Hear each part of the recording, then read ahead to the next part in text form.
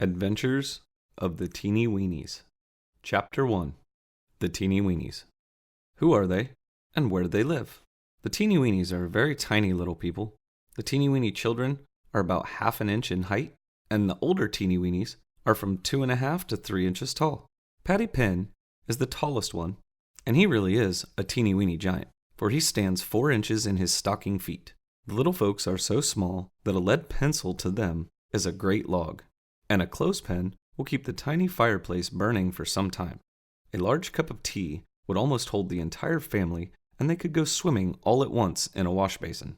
A potato will keep the Teenie Weenies supplied for several months, while 1 grain of rice will make one of the little people a square meal.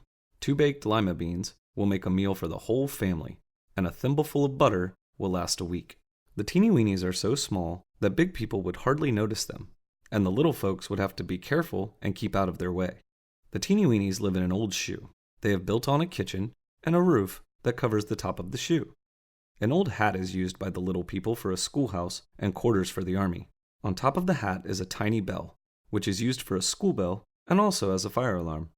On the second floor of the hat, the army keeps its uniforms and guns, and here the little soldiers drill one night every week. The Teenie Weenies have many tiny tools, and they store all these useful things in an old tin can. There is a workbench in the can, and here the men make things and mend the furniture. The shoe house in which most of the Teenie Weenies live is quite crowded, so one corner of the tool house has been made into a comfortable home for Patty Penn and Gogo.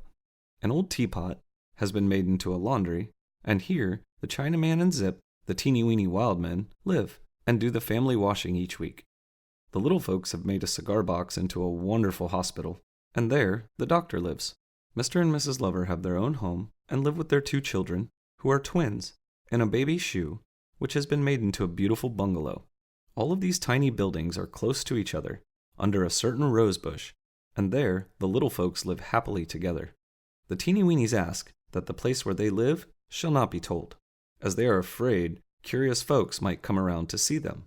It's not that they wouldn't like to have big people visit them, but you see, being so little, they might get tramped on, and that would be quite the end of them. Chapter 2. Introducing the Teenie Weenies. The General is the head of the Teenie Weeny family. He is very kind and wise, and all the little folks trust and love him. The doctor looks after the health of the Teenie Weenies, and he is often called to help sick birds, mice, and squirrels, for his skill as a doctor is known for quite a distance about the rosebush. He has an office in the Teenie Weeny Hospital, and there he is able to treat the sick Teenie Weenies in the best possible way. The Teenie Weeny cook is boss of the kitchen, and he cooks the most wonderful food that any Teenie Weeny ever tasted. His stove is made out of an old tin tobacco can. The oven is so big that a whole stuffed prune can be baked in it. Gogo is the assistant cook, and he can get up almost as good a meal as the cook. The General says that no one can bake a lima bean as well as Gogo. The Dunce is a foolish fellow who is always doing funny things. He is always hungry, and the cook says that he can eat a thimbleful of pudding and then get inside the thimble. All the Teenie Weenies love the Dunce, for he is a kind-hearted little chap. The old soldier has only 1 leg, but he is a good carpenter, and he can make beautiful furniture out of a few matches. He is also a good tailor, and he knows how to mend shoes wonderfully. The lady of fashion is the most beautiful Teenie Weeny lady. She dresses in the very latest style and makes many things with her tiny needle. She is housekeeper at the shoe house and often helps the doctor, for she is a very good nurse. The policeman is a fat little fellow whose duty it is to walk about and look after the Teenie Weeny children. He settles disputes among the Teenie Weenies and chases away bugs that get too near to the Teenie Weeny houses. Grandpa is the very oldest Teenie Weeny. He spends most of his time sitting in front of the Teenie Weeny fireplace. China looks after the Teenie Weeny washing.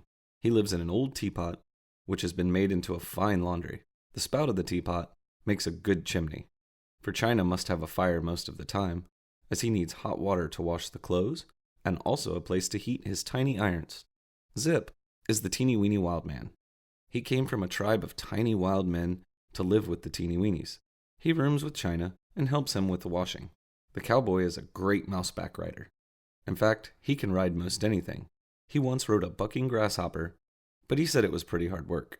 He can throw the lasso with wonderful skill, and he is a good hunter. The Indian is a silent little fellow. He spends much of his time in the woods, and he can follow a trail of a caterpillar in the wildest jungle of tall grass. The Scotchman is quite a musical teeny weeny. He plays the bagpipes and dances many fancy steps. The sailor is a great swimmer and knows all about boats. The Turk is very strong. He can lift a thimbleful of water above his head, and he can carry a lead pencil on his shoulder. He knows a great deal about machinery, too. Rufus Rhyme is the teeny weeny poet, who writes verse and songs for the rest of the teeny weenies to sing. Paddy Pin, the tallest teeny weeny, is very jolly and a wise man. The clown is a happy-go-lucky fellow who can walk on his hands and tumble as well as an acrobat. He loves to play jokes, and the Dunce is his great chum. Tessie Bone is the newest teeny weeny. She joined the teeny weeny family not long ago, and all the little people are very fond of her, in spite of the fact that she is quite a tomboy. There are several teeny weeny women and children, and all these little people live very happily in their tiny houses under the rosebush. All the teeny weenies must do their share of the work. If you don't work, you can't eat. This is their motto, and the work is usually done, for all the little folks have good appetites. Every day, some teeny weeny has to help the cook, and Gogo wash up the dishes. And the next day, he has to help the lady of fashion make the beds and sweep up the house. While on another day, he must help cut wood for the stoves and the fireplaces. With all the teeny weenies helping, it does not take a great while to do the work, so the little people have most of the day to spend as they like.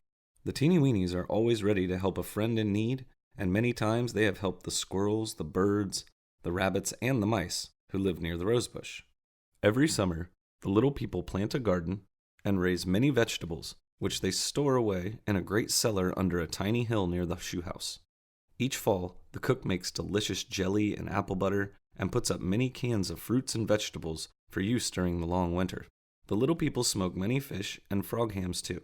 4 potatoes will keep the teeny weeny family supplied all winter, and when the cook wants some potatoes for a meal, he goes into the cellar and cuts off a piece. He then covers the place on the potato where he has cut out with hot paraffin, and in this manner, he keeps the potato in good shape until it is used up. Apples, carrots, and beets are kept in the same way. So you see, the teeny weenies have plenty to eat during the winter.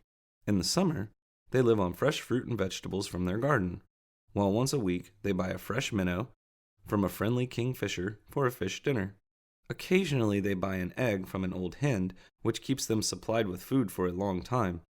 But the teeny weenies don't have eggs often, for they're expensive, as the old hens demand 25 grains of corn for each egg.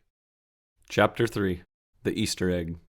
"Well, madam," said the general, lifting his hat and bowing politely to the old hen who lived near the shoe house, "will it be possible for you to furnish the teeny weenies with an egg for their Easter dinner this year?" "Why, yes, of course," snapped the old hen. "Ain't I always ready to lay an egg when I gets my pay?" "Oh, dear me," whispered the lady of fashion to the doctor. "Did you ever in all your life hear such bad grammar?" "How much will you charge us?" asked the general, as he sat down on a pebble. 25 grains of corn," answered the hen, glaring about at the teeny weenies. "Great guns!" exclaimed the general. "Why, that's 5 bags, and last year we paid you only 3. "Things are awfully high now, and worms are scarce." "Well, all right. You can have an egg for 25 grains of corn, and not 1 grain less." "That's pretty expensive. But it wouldn't seem like Easter if we didn't have a boiled egg. So I'll take it, and we'll bring over the corn in the morning and get the egg." The next morning, the little folks filled 4 teeny weeny bags with corn. 5 grains were put into each bag, and it was about all the teeny weenies could do to carry it. When the teeny weenies arrived at the hen's house, they opened the bags and poured the corn on the ground so the old hen could count them, for she was a businesslike old lady and wanted to be sure that she was getting her full amount of corn. "I'm not afraid you'll cheat me, but anyone is liable to make a mistake, and I always believe in being careful in a business deal." "Oh, that's right," said a big rooster with a huge double chin who strutted up to the hen house. "You can't be too careful when it's a matter of business." "How are you going to get the egg home?" "Oh, we can roll it very nicely." "Well, I was just going to say that I couldn't deliver it at the low price of 20 grains of corn. Give me 10 more grains, and I'll walk over to the shoe house and lay it anywhere you say." "It isn't far, and we can roll it easily." "Well, clear out and give me a little time, and I'll lay the egg for you. You don't think I can lay an egg with all you folks standing around here staring, do you?" The teeny weenies retired to the other end of the chicken yard, where they sat down on several corn cobs to wait. Presently, the old hen announced the laying of the egg with loud cackles, and the little folks started at once to roll the egg home. It was easy work rolling the egg over the level ground, but when the Teenie Weenies came to a steep hill that lay in their path, they found that it would be necessary to use ropes in order to let it down safely. The little fellows rolled the egg up the edge of the hill, while the Turk made the ropes ready to handle the heavy load. Suddenly, a puff of wind struck the egg, and it rolled over the edge of the hill. The cook and Gogo tried to catch it, but they were too late, and the egg and the two Teenie Weenies tumbled down the hill. The policeman, who was standing below, just had time to fall out of the way as the egg and the cook rolled past him and smashed up against an old birch. The cook was able to save a great deal of the broken egg, which he dipped into many wash tubs and thimbles. The Teenie Weenies went to bed that night with heavy hearts, for they knew that it would be quite impossible to buy another egg at such high prices. Easter morning, Shoehurst was filled with the greatest excitement, for on the ground in front of the house lay a fine big egg. Most of the Teenie Weenies thought the Easter rabbit had left the egg, but they were greatly mistaken, for the old hen, who was really a kind-hearted old lady in spite of her gruff manner, had heard of the broken egg, and, feeling sorry for the little people, had slipped over early in the morning and laid the egg herself. Chapter 4. The Rain Came Down by the Thimbleful. When Zip, the little wild man, came to live with the Teenie Weenies, there wasn't a bit of room left in the old shoe house, so kind-hearted China took the little chap into his teapot laundry. There was plenty of room in the old teapot, so here the two little fellows lived in great comfort, and Zip paid for his board by helping China launder the Teenie Weeny clothes. Zip and China had eaten a great deal of the Easter egg, and being tired and sleepy, they had retired quite early.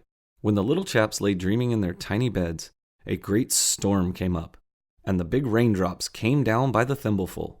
The little men were awakened by the roar of the raindrops splashing on the roof, but they merely turned over in their beds and went to sleep again. For why should they worry about the storm when they were sheltered in a strong teapot? Presently, China was awakened by a happy bouncing of his bed, and to his great astonishment, he found that he was floating about the room. The frightened China sat straight up, and as he did so, he lost his balance and tumbled into the water. He quickly jumped to his feet, and found that the water was just up to his waist. Next, he looked about the room for some teeny-weeny matches, and in a few minutes he lit a tiny candle. A wonderful sight met the little fellow's eyes, for all about the room chairs, tables, and things floated in great confusion. Zip lay snoring on his bed, which floated about, and China had to shake him hard before he could be awakened. Zippy, zippy! Click, click! Shouted China. Wake up! Oh, suchi muchi wet! Poor Zip was scared half out of his wits when he looked about the room, and it didn't take the two Teenie Weenies long to grab a few clothes and scramble up onto the roof, for the water was almost up to their necks and was rising fast. The rain had stopped, but it was pitch dark, so the little fellows could do nothing but put on their clothes and wait for daylight. The rest of the Teenie Weeny houses were not injured by the heavy rain, for they stood on the high ground, and the water ran off down the hill into the little hollow in which the teapot stood. The laundry was entirely surrounded by water, which was fully 14 teeny-weeny feet deep, and as neither of the little men dared swim along the floating sticks, they were forced to wait until help arrived. Shortly after daylight, China and Zip were discovered sitting on top of the teapot, and in a short time, the Teenie Weenies came to their rescue. They made a raft out of a couple of clothespins, and an old lead pencil, and some boards. Gogo and the Turk pushed the raft through the floating rubbish about the teapot, and soon landed China and Zip on dry land. Jiminy fish hooks!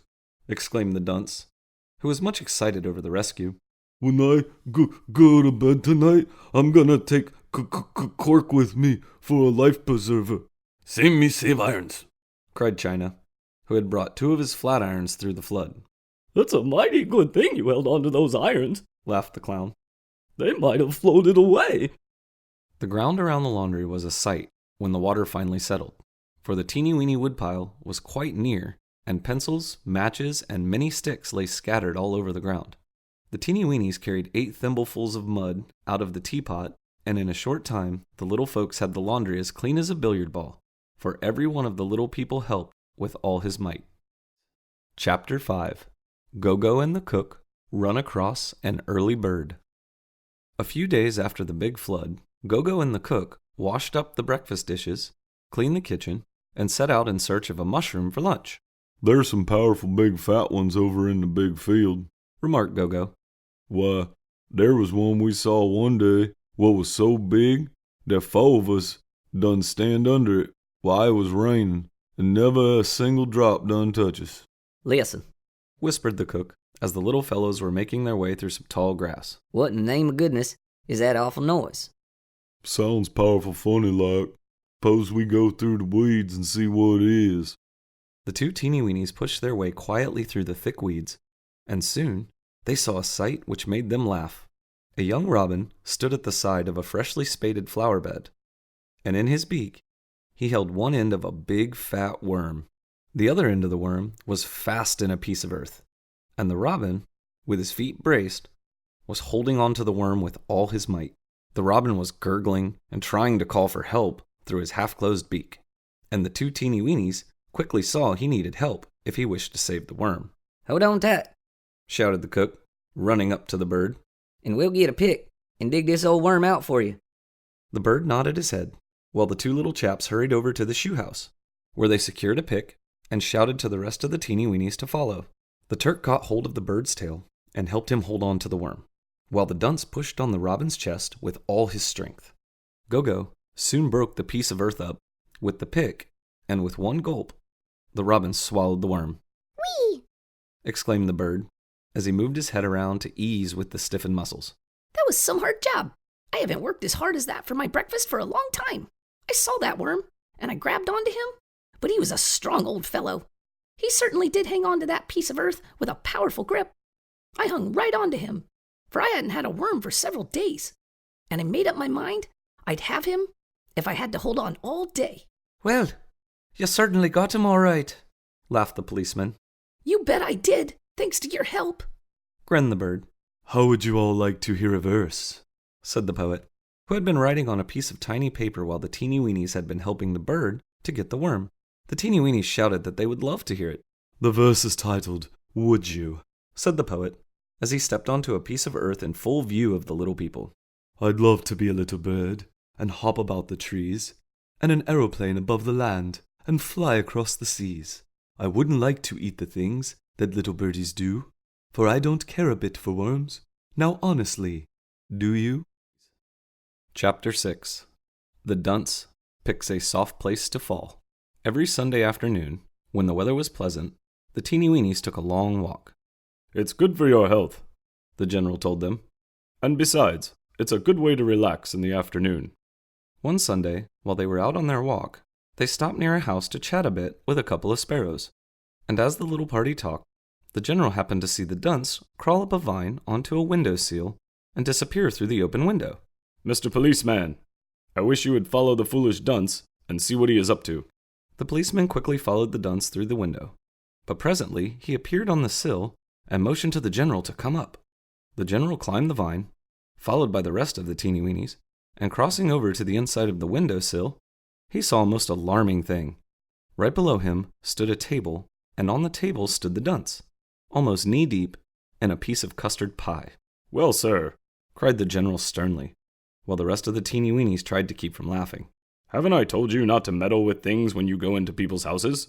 What do you mean by disobeying me this way? Just a minute, General, and I'll explain, shouted the dunce, waving his dripping hands at the general. It's all an accident, you see, and this is the way it all happened. While you all were down there talking to those sparrows, I happened to see this window was open, and I thought I'd climb down here on the table, and just then, something told me I was about to have a fall, and as long as I had to fall, I thought I might just as well fall into the pie. You see, it being a custard pie, I knew that it was soft, and of course I wanted to fall onto something soft. Why, it almost scares me to death when I stop to think that if the pie had been an apple pie with a hard crust on it, I might have broken an arm or something. Well, when I found I was going to fall, I stepped up to the edge of the windowsill just above the pie, for I wanted to fall into something soft. When I landed in the pie, I made up my mind that I wouldn't hurt anything if I took a bite, so I took a lick or two. Well, sir, I have a feeling that I'm going to fall. and I believe that as long as I've got to fall, it might as well be on you. What do you mean, General? I mean, sir, that I saw a toothpick outside on the ground, and I'm going to get it and give you a much-deserved spanking. The dunce slowly crawled out of the pie, climbed to the windowsill, and followed the general down the vine to the ground. The general picked up the toothpick, which lay on the ground, and talking to the dunce, led him by the arm to the back of an old tin bucket. Now, sir, this is going to hurt me more than it will hurt you. I'll trade places with you, General. The general was a most kind-hearted little man, and he seldom used the switch. But the dunce had been warned many times to keep from meddling, and he had to be punished. The general spanked the dunce very lightly across his teeny-weeny legs, and the little chap yelled as though he was being killed. It didn't actually hurt the dunce. He simply yelled because he was frightened. But it did him a great deal of good, for he behaved himself for a very long time, which goes to show that even a teeny-weeny needs a teeny-weeny bit of punishment once in a while. Chapter 7. Help, Policemans. Thunder and snails, exclaimed Paddy Pen, shortly after the little folks had helped the robin get his breakfast, as he picked up one of the tiny garden hoes the teeny weenies use. I'd bust this hoe with one dig. That's what I'd do. And the big fellow burst out in a loud laugh. Well, that's the best we got to offer you, said the old soldier. I'll make one for myself before a grasshopper can shake his left hind foot. That's what I'll do. And he ran off towards the rose bush under which the teeny weenies lived. In a few minutes, he returned with a big thorn, which he had cut from a dead briar, and, using a match for a handle, he made a fine hoe by tying the thorn to the mat. There. That's what I call a man-sized hoe. That's what I do. The little people set out for the garden, as the general had ordered them to hoe the lima beans. A number of seeds had been planted, for the teeny weenies were fond of lima beans, and they usually had to store away about 250 beans to last them through the winter. It will take quite a few more beans this winter, said the general. Our family is larger now. Why, the dunce can eat 20 himself, laughed the cook. You bet I could, cried the dunce, who was always hungry. I could eat a whole lima bean right this minute. Why, you couldn't eat half a bean at once, said the old soldier. Well, I bet a grape seed I could eat a third of a bean anyhow. The teeny-weeny garden was hidden away, where grown-up people would not be likely to tramp on the plants, and the little folks trudged along to the garden. The teeny-weenies soon arrived at the garden, and they set to work at once, singing a little song and keeping time with the music as their tiny hoes struck the ground. The lady of fashion helped with the work, but she was very careful not to soil her new garden suit, especially her tiny boots, which were made out of the finest frog leather. Listen, said the old soldier. I thought I heard... But he did not finish the sentence, for loud screams came from the tall grass at the back of the garden. Hubby, policeman's, came a voice, and suddenly the frightened China burst into sight with the most alarming speed. Hanging onto his shirt tail was a big fat pinching bug, and the scared China was only touching the ground about every 6 inches. Paddy Pen struck the bug on the head with his huge hoe as China went by, and it rolled over on the ground, half stunned by the mighty blow. Where did you pick up your friend? asked the general, as he watched the bug scurry away through the tall grass. Me no picky him up. I same, he pick me up. Me sit down under bush to rest, and me go sleepy. Me wakey up much click, and willikers. Me see big pinchy bug and me run, but he catchy my shirt tail, and me running like grasshopper. I should say, you did run like a grasshopper, laughed the cowboy. I same, you run like grasshopper too, if big pinchy bug was hanging on your shirt tail. Chapter 8. Fuzzy Wuzzy. The dunce teased China a great deal after his experience with the pinching bug, but the little fellow took it in good humor. I same, me have chance to laugh at you someday maybe, said China. Me no get mad, but me lucky chance to laugh at you. All right, laughed the dunce. If I ever get a pinching bug on my shirt tail, you can laugh yourself sore. Yeah, me waity. Maybe time come when me all the same laughy. China's chance would come sooner than he expected. Every Sunday afternoon, the teeny weenies took a long walk, for it was healthful to walk in the fresh air, and besides, it made them hungry for the fine dinner which the cook always prepared. One Sunday during their walk, The little people stopped to pay a short call on an old hen and her chickens who lived some little distance from the shoe house. After chatting with the hen and her children for some time, the little people continued their walk through a big open field, where they finally sat down to rest on a soft, mossy bank. "Where's the dunce?" asked the general, as he sat down beside the lady of fashion. I haven't seen him since he left the old hen, Answered the little lady. He's back there tasting those chickens, Announced Gogo. I told him he'd better look out, or the first thing he knew, he'd get a powerful good pecking. For one of them fuzzy chickens looked mighty mad. That's what she did. "It would just serve him right," laughed the general. "And maybe it would teach him a lesson." Help! Help! Came a voice from over a bank of earth, and suddenly the dunce dashed into view, followed by a very angry young chicken. The frightened dunce was covering the ground in great leaps, and just as he ran into the midst of the startled Teenie Weenies, the chicken overtook him. There, you little rascal. Shouted the chicken, giving the dunce a peck with her beak, which sent the little chap sprawling in the dirt. "What's the trouble?" asked the general, jumping to his feet. He was calling me Fuzzy Wuzzy and throwing things at me. That's what he was. Said the chicken. And I stood it just as long as I could, and I chased him. That's what I did. And I'll do it again, too, if he ever teases me again. "You did exactly the right thing," said the general, "and I hope this will be a lesson to him." I suppose I shouldn't have lost my temper, but I couldn't stand it another minute. Said the chicken, as she trotted away in the direction of her home. Jiminy Christmas, exclaimed the dunce. But that chicken gave me an awful wallop. That night there was a big black and blue spot on the dunce's back, and the doctor had to rub it with salve. But it really did the foolish fellow a lot of good, for he never teased anyone ever again. Chapter 9. China asks for a cistern. "Well, what can I do for you this morning?" asked the general, as China took off his hat and stepped into the Teenie Weeny library. Is him. Me got a favor me want to ask. "Sit down, sir, and tell me what it is," smiled the general, pushing a tiny chair towards China. Well, me got a lot of washi, all the time, and me use lot of water. "Yes, I imagine you use a lot of water." Oh yes, me use much. Sometimes me use 10, 20, 23 thimblefuls. When me have big wash, me like water from roof. He much better to wash clothes. But when the rain, he no come down, me have to carry water from creek, and that long way to carry wash water. "Yes, it is. And we will have to build a cistern, so you can have all the water you need without having to carry it so far." Yes, me want a cistern. Me need cistern, and me like it very much have cistern. "You shall have a cistern. I'll give orders for one to be built right away." The general went out in search of the old soldier, who was cutting some matches up for firewood, and the two Teenie Weenies discussed the matter of a cistern for some time. We ought to have a big cistern, Said the old soldier. and I believe that we can make a good one by sinking a tin can in the ground.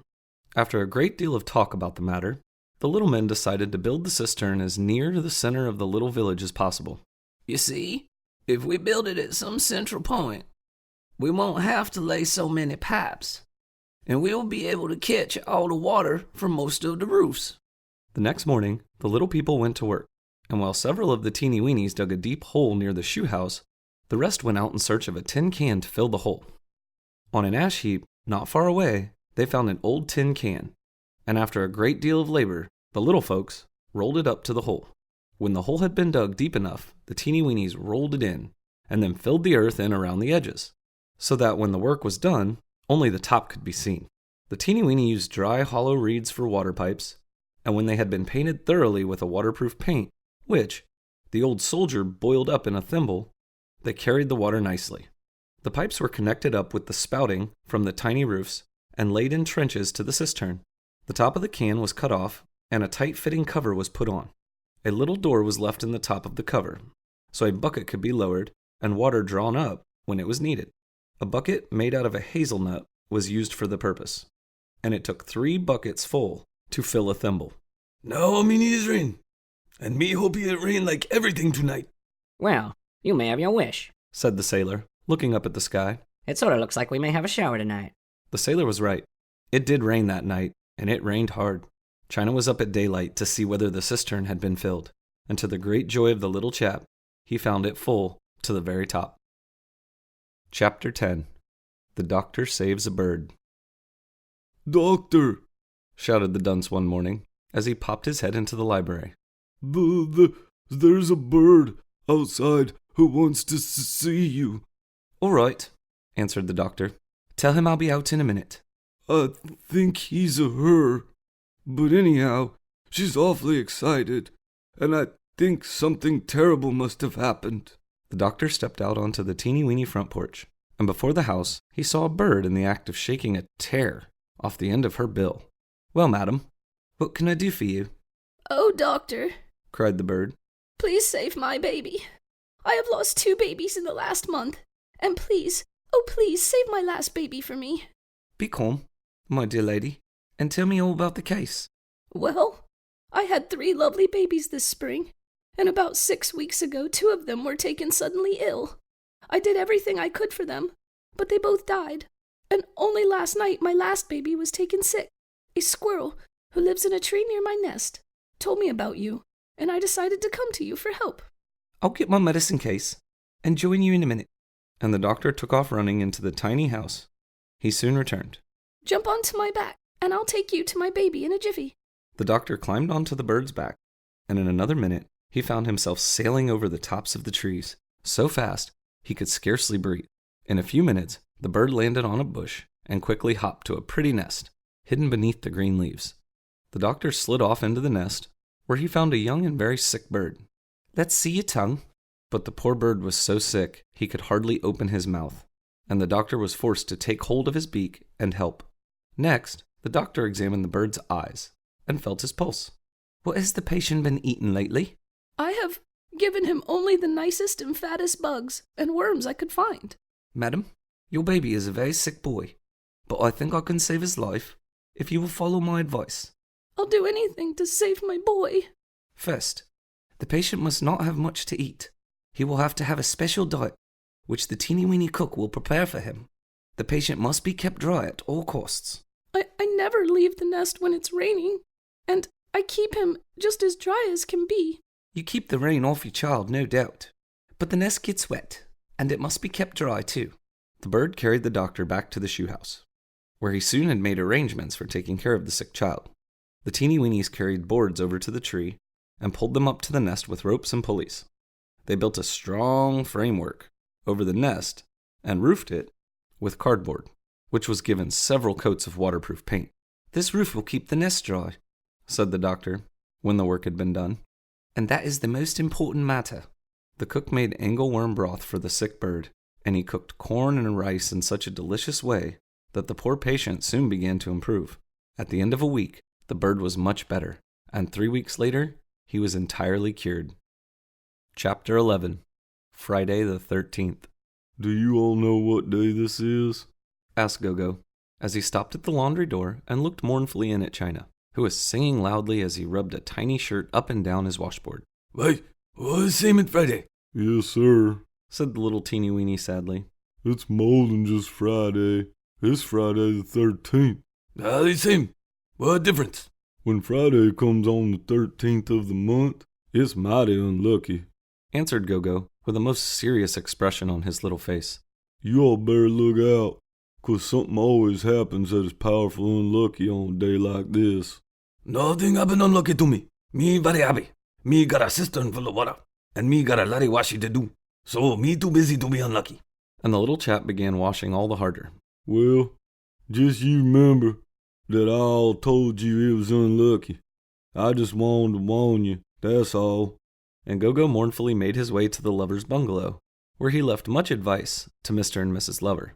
Gogo spent most of the morning explaining that it was Friday the 13th, and he warned each and every teeny weeny that it was a most unlucky day. Well, Gogo, said the general, when the little people sat down to their noonday meal, has anything unlucky happened yet? No, sir, not yet, but there's plenty of time yet for something to happen. Just you wait and see. General, said the cook, popping his head through the kitchen door. there isn't a bit of sugar in the house. Every last speck has been used, and we haven't a grain. Great pinhead, exclaimed the general. That's terrible. We can't get along without sugar. Didn't I all tell you that this was an unlucky day? Well, it certainly is unlucky if we haven't any sugar in the house, cried the dunce, who had a large sweet tooth. After dinner, I'll see what we can do, cook. We certainly must have some sugar. The teeny weenies made their own sugar from the sap of the maple tree, or from the blossoms of sweet clover. But the frost had stopped the flow of the maple sap, and the little folks had only been able to make a small amount of sugar. It will be quite a spell before we can make sugar out of the sweet clover blossoms, said the old soldier. And we will have to get sugar some other way. That afternoon, the general ordered the teeny weenies to go out in search of sugar. But mind, I don't want anyone to take sugar from the big houses, unless you see that it is going to waste. All afternoon, the little people searched about the big house, but not one bit of sugar could they find. And as it was growing dark, it began to look as though the teeny weeny sugar bowl would be empty that night at supper. That's all on account of Friday the 13th. This is certainly a most unlucky day. General? General? Gasped the dunce as he dashed into the teeny weeny sitting room. Jiminy for fish hooks! I found a great big lot of sugar. Where? Asked the excited teeny weenies. Well, I was hurrying along the walk over by the big fence, and I saw a little boy stub his toe and fall down. When he got up and went away, I went over where he had fallen, and I found a bag of sugar. He dropped it when he fell, and it was spilled over the sidewalk. Didn't he try to pick it up? Asked the doctor. No, he just got up and went on his way. Well, we certainly can't let that sugar lie there and spoil, smiled the general, and he ordered the teeny weenies to rescue as much of the sugar as possible. Taking shovels and thimbles, the little folks hurried to the bag of sugar, where they set to work carrying it to their storehouse. They worked until it was quite dark, and when the last bit of sugar, which could be saved, had been carried to the storeroom, it filled an old teacup. It took 84 thimblefuls to fill the cup, and the cook announced that it would be quite enough to last the little family through the canning season. Well, Gogo, said the old soldier, as the little people sat around the tiny fireplace after dinner. Considering that cupful of sugar we found today, Friday the 13th hasn't proved so very unlucky. No, 'tain't, answered the little fellow sadly. But it's been mighty unlucky for that little boy that stubbed his toe just the same. Chapter 12. An Invitation. Say, cook, said the dunce, peering into the teeny weeny kitchen. Can't we make some taffy? You have a lot of sugar now, and I thought maybe you could spare some. Oh, I suppose so. But just remember this. I don't want you to get things mussed up, and you've got to clean the kitchen up when you're through. Yes, sir, we will. And he turned out to tell the good news to the clown. But as he ran out of the door, all thoughts of taffy popped from his tiny head, for he saw a most unusual sight. Up the walk came 6 teeny weenies, staggering under the weight of a big letter, and it was addressed to the teeny weenies. The little men dropped the letter on the ground before the shoe house, and quickly cut the envelope open with one of their tiny axes. A piece of paper was folded inside the envelope, and the little people soon pulled it out and spread it on the ground. The excited teeny weenies wanted the general to read it. All right, keep quiet and I'll read it aloud. The little folks had been chattering like a lot of magpies, but they instantly held their tiny tongues and gathered closely about the edge of the letter. Dear teeny weenies, I thought I would write you and ask if you would come live in my dollhouse. I have a nice dollhouse, and it would make a very nice place for you to live in. I will cook good things for you to eat. You can play with my toys, and I have a little toy horse that the dunce can ride on. You can have a pan of water to swim in. I will make beautiful clothes for the lady of fashion. I will make cookies for you, and I will make candy too. Please come. I would like to have you come. Yours truly, your friend Helen Myers. Jiminy fish hooks. Let's go. I can pack my suitcase in 2 shakes of a grasshopper's hind leg. Why, goodness sake, exclaimed the lady of fashion, who had been looking at the little girl's address at the bottom of the letter. this little girl lives quite near, and we could go over to her house and see her dollhouse. Let's do it, shouted the little people so earnestly that the general gave his consent, and they set off immediately. After a long walk, the teeny weenies finally arrived at the little girl's home, and, finding the coast clear, they soon made their way into the house. In the corner of a room, the little folks found the dollhouse, which they examined from top to bottom. It's a nice enough house to look at, remarked the cook as he stepped out onto the front porch. but there isn't any running water or a sink in the kitchen. And There isn't a bathroom. I simply couldn't live in a house that had no bath. That just suits me, said the dunce, who hated baths. It's built out of paper, said the old soldier. I'd never live in a house that was built out of paper. There's too much danger of fire. And besides, no insurance company would ever insure a paper house. And the old soldier sat down on the little porch. Well, said the general, sitting down beside the old soldier, I don't think we want to give up the old shoe house. Even if it is old, it is a pretty comfortable place after all. And all the little folks quite agreed with him. The Teenie Weenies were much interested in the little girl's doll, which sat near the dollhouse, and they examined it very carefully. Of course, the dunce had to climb all over the doll, although the policeman had warned him to keep off. Finally, he got his feet tangled in the doll's hair and fell off its head right on top of the policeman, who was so angry that he marched the dunce home and sent him to bed with nothing to eat but water and bread. The little girl never knew that the Teenie Weenies had paid her a visit, but had she examined the front porch of her doll's house, she might have seen tiny footprints in the dust. The next morning, the Teenie Weenies answered the little girl's letter, and here it is, just as the little people set it down. Dear Helen, we want to thank you for your kind invitation, but we think it would be much better for us to live in the old shoe house. Shoehurst is quite comfortable, and it is so pretty under the old rosebush we should hate to give it up. The big briars, with their sharp thorns, guard us like a sentinel, and keep big feet from treading on our home. And in the summer, the cool leaves shield us from the hot sun. It is beautiful in June, when the scent of roses is in the air, to lie on the cool moss and listen to the humming of the bees. Your kind invitation has given us a great deal of pleasure, for it's mighty nice to know that people want us to come and live with them, even if we can't do it. We can't leave Shoehurst, for, although it's nothing but an old shoe, it's home. Again, thanking you for your generous invitation. We are sincerely yours, the Teenie Weenies. Chapter 13. The Mouseback Race.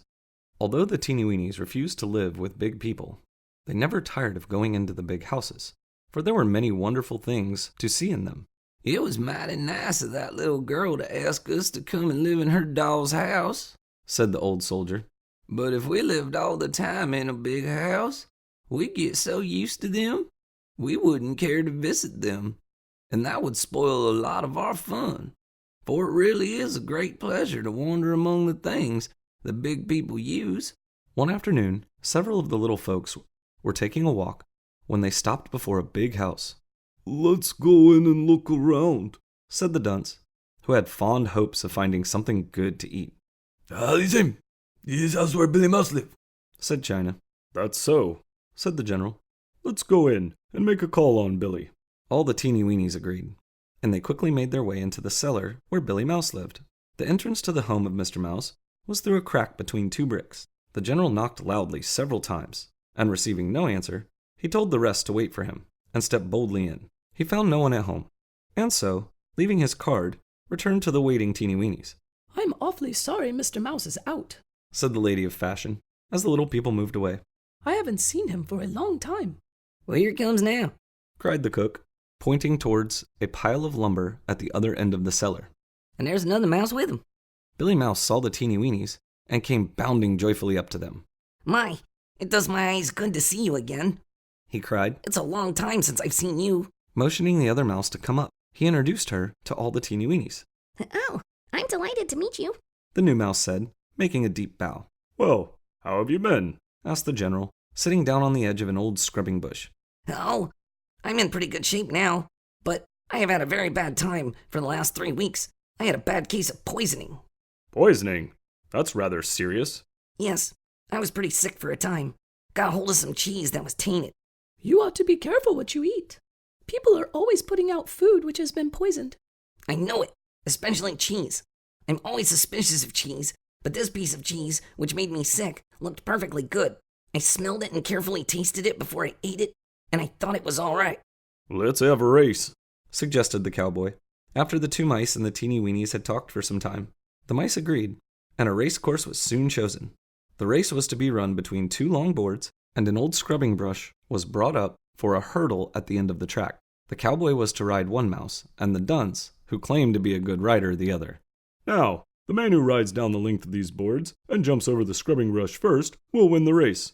When all was ready, the signal was given, and down the track came the mice. as fast as they could run, with the cowboy and the dunce sticking tightly to their backs. As the mice drew near the hurdle, the dunce was ahead, and it looked as though he would win the race. But just as the mouse sprang into the air to leap over the brush, the dunce lost his grip and was tossed into the air. The mouse jumped over the brush, and when the dunce came down, he hit the ground with a great thud. The cowboy stuck tightly to his mouse, and leaping gracefully over the brush, he was declared winner. The dunce was not hurt by his fall. He joined loudly in the laughter that greeted his tumble, and was the first to start to cheer for the cowboy. Chapter 14. A Watermelon Feast. Say, Gogo, Shouted the dunce one morning as he ran up the steps of the shoe house. do you like watermelon? Say, foolish person, what you all asking such a silly question for? Grinned the happy Teenie Weenie. There's anything in the whole world I like better than watermelon. It's my watermelon. Well, I know where there's a great big piece. It's over on a table in the big green house, and there was a man eating some, and he said that he couldn't eat any more. I heard him, for I climbed up the morning glory vine at the window and watched him. Well, let's go, shouted several of the Teenie Weenies. Well, you'd better not be in a hurry, Remarked the general, stepping out onto the front porch. You all know that it wouldn't be right to help yourselves to that watermelon unless the people who own it were going to throw it away. Yes, sir. That's just what they're going to do. The man said that he couldn't eat any more, and a woman said to leave it right on the table and she would throw it out. Well, that's different. Answered the general, who was fond of melon himself. Under the circumstances, we can go over and have a taste. It took but a short time for the little people to make their way over to the house, and, crawling through the crack under the kitchen door, they saw the red top of the melon. To their delight, they saw a great deal had been left. The Teenie Weenies all are wonderful climbers, and it was a simple matter for the little folks to climb up onto the table. They swarmed onto the melon and ate until they could not hold another bite. After the little people had eaten all they could hold, they amused themselves by playing with the various things they found on the table. The clown climbed up to the top of a fork, which stuck in the melon, and performed some wonderful acrobatic feats. The small boys took off their shoes and stockings, waded in the juice, and pushed themselves about with toothpicks on huge seats, which made fine rafts. Gogo ate until he nearly burst, and the doctor found the little fellow sitting on the handle of a knife holding his tiny head. What's the matter? Asked the doctor. I's in trouble. Anything serious? Yes, sir. Answered the Teenie Weenie, pointing to the huge slice of melon. I's plumb full. Can't eat another bite, and all that watermelon before me. Well, that is sort of tough, but if I were you, I'd not let that worry me, for you certainly will be sick if you eat any more. The cowboy carried several of the seeds back to the shoe house and stored them away in the tool house. I'm going to plant these next summer, and then we can have watermelon of our own. You'd have a hard time cutting it open, Suggested the old soldier. Gosh, I never thought of that. But I suppose we could blast it open with dynamite. Just leave that to Gogo. He will find some way to get into it. The Teenie Weenies were so full of melon they could not eat a bite of lunch, not even the dunce, and the cook had a good rest that day. Poor Gogo ate more than was good for him. He consumed a piece of melon as big as a hickory nut, and the doctor was up half the night putting teeny weeny hot water bottles on his teeny weeny tummy. Chapter 15. The dunce gets stuck in a plate of taffy. Several days after the watermelon feast, the dunce failed to put in an appearance at the noonday meal. This was rather unusual, for he was always hungry, and he generally was the first Teenie Weenie to draw his chair up to the tiny table. Where's the dunce?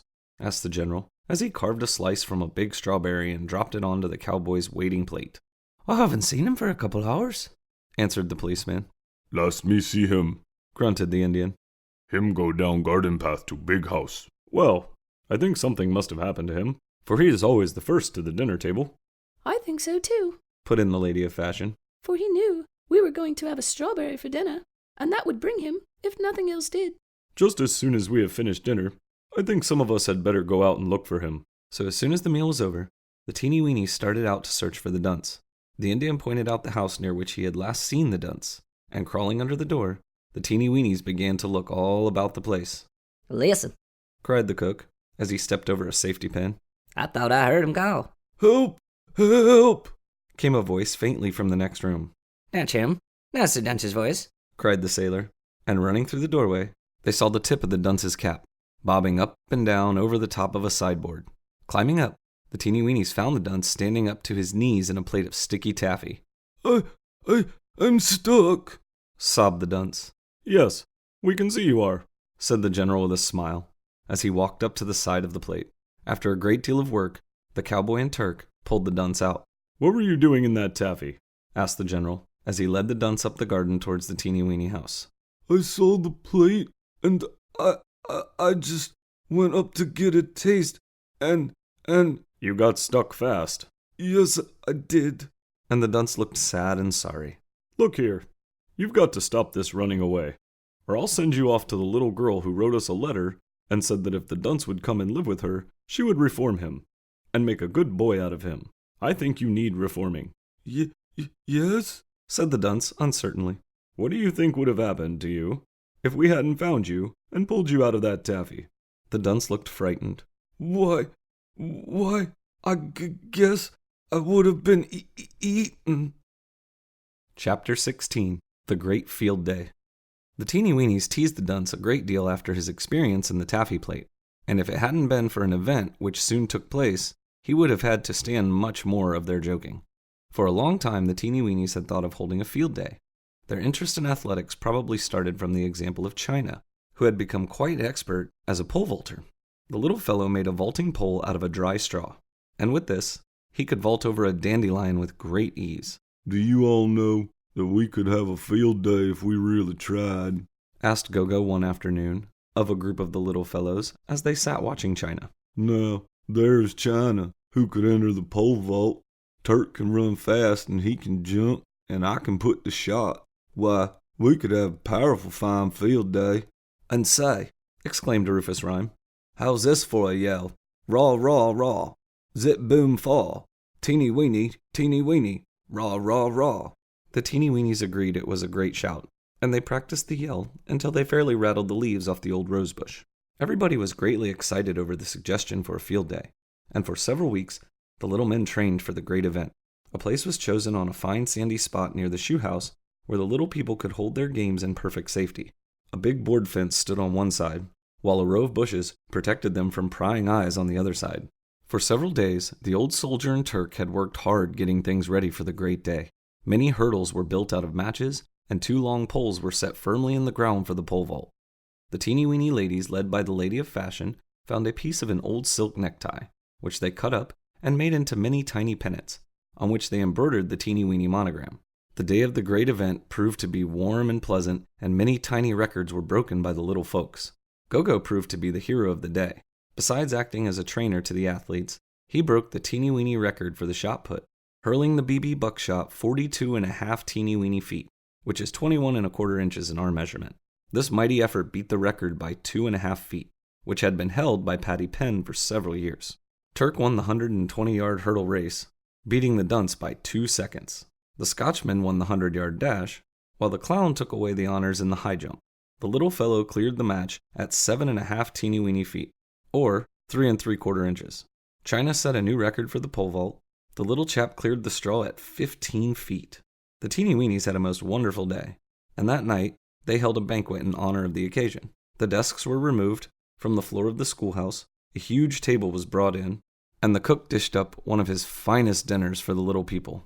The dunce ate so much of the big stuffed prune, which was served for dessert, that he had to go to bed, but the rest of the little folks danced until a late hour. Chapter 17. The Dunce Pulls a Tooth. I'll just bet you a grape seed I'd have won that hurdle race from Turk if I hadn't had a toothache, said the dunce the day after the field day. Why don't you all have it pulled? Asked Gogo. Say, Jiminy fish hooks. That would hurt, and I'd rather have the toothache. The poor dunce was afraid to mention his toothache to the general, for fear he would have the doctor pull it out. He suffered for some time, but at last he could stand it no longer, and one day he decided to ask advice. Oh, Willikers, Jiminy fish hooks, ouch! He howled as he ran into the sitting room of the shoe house. Now what's the matter? Asked the general. I've got the toothache, wailed the dunce, holding his hand over his jaw and dancing about on one foot. Well, find the doctor and get it attended to. The dunce found the doctor, and after he had carefully examined the aching tooth, he told the dunce it would have to be pulled. What? Jiminy Christmas. I'd rather have the toothache.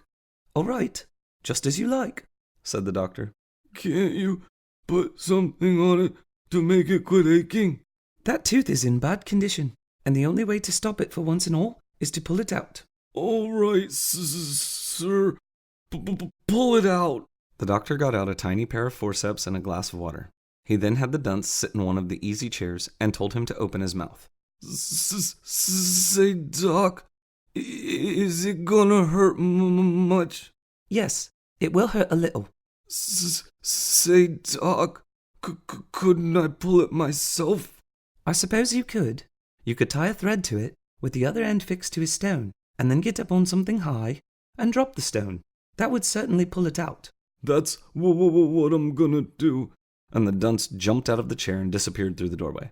The dunce hunted up Gogo and asked that the little fellow's advice about pulling the aching tooth. There's a fine place over the hill just back of the house. There's a berry basket, and you can done climb up on that, tie on the stone, and out comes that tooth like cork out of a bottle. The two little fellows secured a piece of strong silk thread, and, followed by a number of teeny weenies, they hurried to the basket back of the house. The dunce and Gogo chose a peach seed for the weight to tie to the end of the thread, and after boosting it up onto the basket, they climbed up themselves. The thread was fixed tightly to the peach seed, and the other end tied to the offending tooth. No, all you gotta do is give that peach seed a kick, and out comes that tooth. Crickets! I kind of a sick feeling in my stomach. I think I'll wait a while. For full half an hour, the dunce stood trembling on the edge of the basket, while Gogo and the doctor argued with the foolish fellow to kick off the seed and have it all over. While the dunce was talking to the doctor, Gogo suddenly kicked the seed off the basket, and the tooth was jerked out of the dunce's mouth before he really knew what happened. Oh, Willikers! Jiminy Crickets, hallelujah! Shouted the dunce, dancing up and down with joy, when he realized that the tooth was out. It's out! It's out! Hallelujah! Hallelujah! Chapter 18. An Adventure with a Frog. Listen, we're a cowboy. Gasped China, stopping at the back porch of the shoe house, where the cook sat slicing a grape for lunch. I saw him a while ago talking to the Indian, answered the cook. They were sitting under a big mushroom on the other side of the house. Thank you. Then China hurried around the corner of the house, puffing like a steam engine. Oh, there you are, he cried, as he spied the Indian and the cowboy lying in the shade of the mushroom. Listen, me got a much tell. Well, what is it? Asked the cowboy. Me see big cloud. You mean a big bullfrog? Corrected the cowboy. Yes, a bull-toad, bullfrog, cried excited China. Him sleep on log at pond. Him snore like everything's. You come and throw lasso over his head, and we catchy him. You round up the fellas, and I'll get my rope, cried the cowboy, smacking his lips over the thought of a delicious baked frog ham. In a few minutes, the teeny weenies were on their way towards the pond, which lay back of the woods near the shoe house. Shh, warned the Indian, as the little people hurried up to the edge of the pond. Frog him sleep, don't wake. The teeny weenies sneaked along carefully until they stood quiet near the log on which the sleeping frog sat.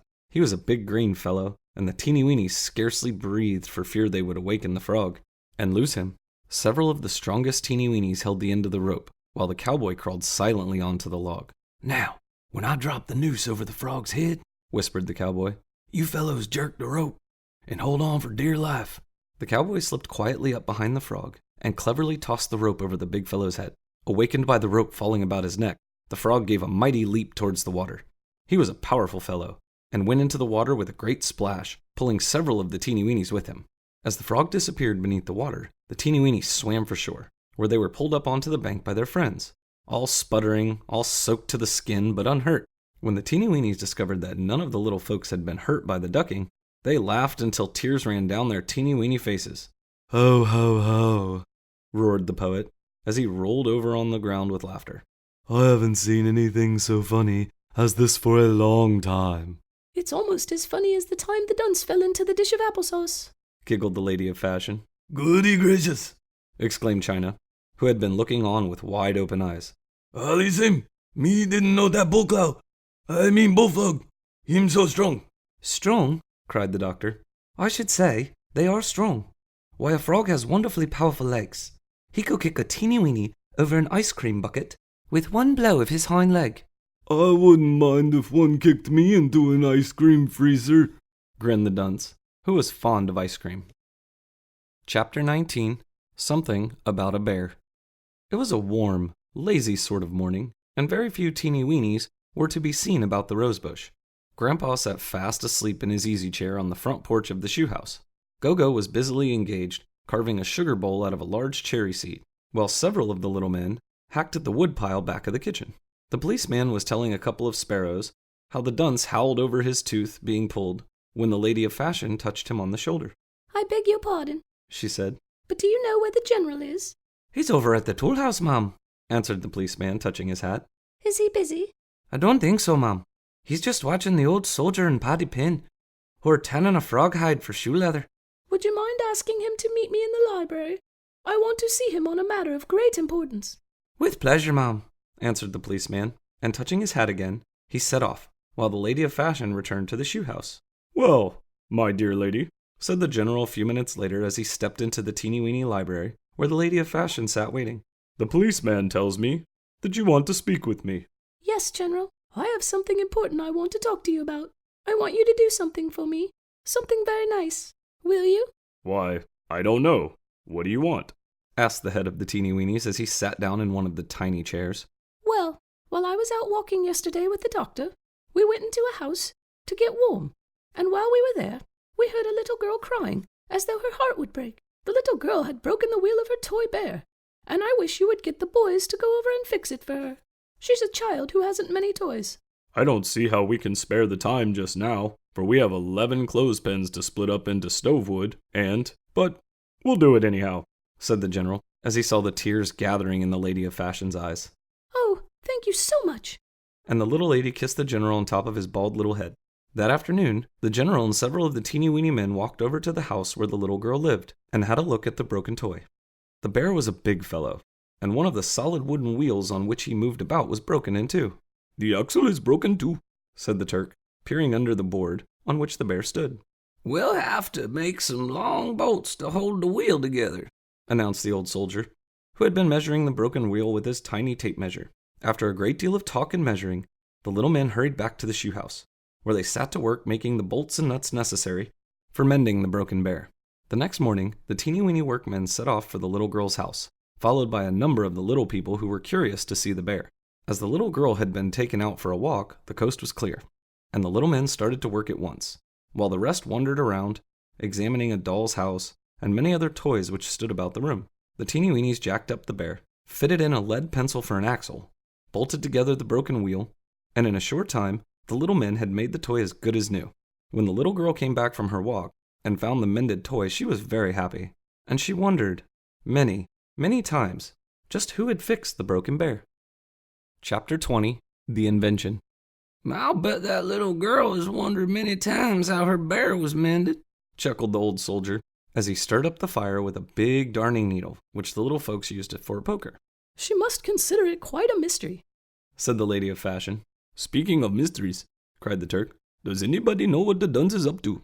The dunce had been locking himself up in his room for the last few days, in a most mysterious way. He seemed very important, and he refused to answer questions. I bet he's building something, ventured the cowboy. He's been hammering away all day. I saw him sneaking along this morning with a cork in his shoulder, Said the cook. Well, just give him a little time and we'll find out, Remarked Grandpa, nodding his head wisely. He's swelling up so with importance. He'll have to tell pretty soon, or he will bust. Grandpa was right, for that very evening the dunce arose from his chair at the teeny weeny supper table and said, Ladies and gentlemen, I have just finished a great invention, and if I can find some deep water nearby, I will be glad to show you something astonishing. 3 rousing cheers for Thomas Edison Dunce, shouted the clown, and the cheers were given with such a will that the squirrel, who lived near the shoe house, came running over and looked in the window to see what the noise was all about. As the weather was quite cool, the teeny weenies thought it would be wise to try the dunce's invention indoors, so it was decided to go to the big house across the street, where plenty of water could be found in the bathroom. As soon as breakfast was over the next morning, the teeny weenies hurried over to the house and climbed up to the washstand. After a lot of hard work, they got the faucets turned and filled the bowl with water. The dunce then took 2 corks from a big package that the sailor had helped him carry, and strapped them tightly to his feet. Now, ladies and gentlemen, I will show you how easy it is to walk on water. Letting himself down into the water by the chain to the stopper, the Dunce stepped bravely out toward the center of the bowl. But as soon as he let go of the chain, he lost his balance and fell over into the water. The corks, being so light, pulled his feet to the top of the water and kept them there. And if the Turk and the sailor had not promptly dived in after him, the Dunce would probably have drowned. Golly, sputtered the Dunce as he sat dripping but safe on the edge of the bowl. It didn't work, did it? The Teenie Weenies had lots of fun teasing the Dunce about walking on the water, and it was many days before he heard the last of his wonderful invention. Chapter 21. The Great Ball. There was some great secret in the air. For some time there had been much stir in and about the Teenie Weeny village beneath the rosebush. There were many secret meetings between the general and the lady of fashion, who seemed to be the leading spirits of it all. The Turk and the cook and Gogo, under the direction of the lady of fashion, spent many days in the cellar of a certain house not far from Shoehurst. The lovers' bungalow was closed to all gentlemen callers every afternoon for several weeks, and it was reported that the little ladies who gathered there were sewing with might and main. By heck, it 'pears to me there's something mighty curious going on around here, remarked Grandpa, as he shuffled into China's laundry one afternoon.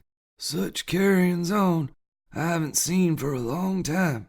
You say, muchy secrets, said China, putting down his tiny iron and pushing out a chair for his visitor. Secrets? Why, bless my soul, the air's full of 'em, and I reckon it's some of those new-fangled ideas of the lady of fashion. She's always up to something or another. You say, we find out if we wait long enough. Well, I expect you're right, but we never did have any carrying-ons like that when I was a youngster. It wasn't long before all the Teenie Weenies knew what the secret was. For one morning, they each received a tiny invitation written neatly on the dainty hand of the lady of fashion. It was a very formal invitation to a grand ball in the cellar of a certain house. There was much excitement among some of the little men, for it was whispered about that those who attended the ball were supposed to wear full dress suits, and several of the little chaps had none. However, the old soldier, who was quite a good tailor, came to their rescue, and everybody was provided with a dress suit, or a fish and soup suit as Grandpa called them. The ball was to be the most fashionable thing that ever had been given in Teenie Weeny land, and all the little folks could hardly wait for the appointed day. The ball was to be given on the head of a drum, which lay in a cellar not far from the shoe house. A paper box, which was found in the cellar, was pulled up beside the drum. Onto it steps were built up the head of the drum. By cutting a door in the box, it made a wonderful place for the little guests to leave their wraps, and a curtain, strung across the center of the box, gave the little ladies a snug place to powder their tiny noses. The head of the drum made a fine dance floor, and around the edges, comfortable seats were placed. It took quite a lot of argument to get the Dunce and Gogo to act as footmen, for they wanted to wear dress suits like the rest. But when they found out that they were to help the cook serve the ice cream, they were very willing. The day of the ball, the excited Teenie Weenies started to scrub and clean themselves many hours before the time set for the party, and a cleaner set of little folks never was seen. At 9 o'clock, the guests began to arrive, and they were received at the top of the stairs by the lady of fashion and the general. Great candles flooded the place with light, and the old soldier, Patty Pen, and the cowboy furnished music for the dancing. At first, the guests were rather stiff and formal, but the Dunce relieved the situation by falling downstairs with a tray full of dishes. The little people laughed right out loud when they saw the Dunce wasn't hurt, and from that moment on, everyone enjoyed themselves as they never had before. A wonderful lunch was prepared by the cook, and the footmen passed around dainty sandwiches, cocoa, lemonade, and ice cream. All the Teenie Weenies attended the ball, except Grandpa, who stayed home and took care of the lovers' twins.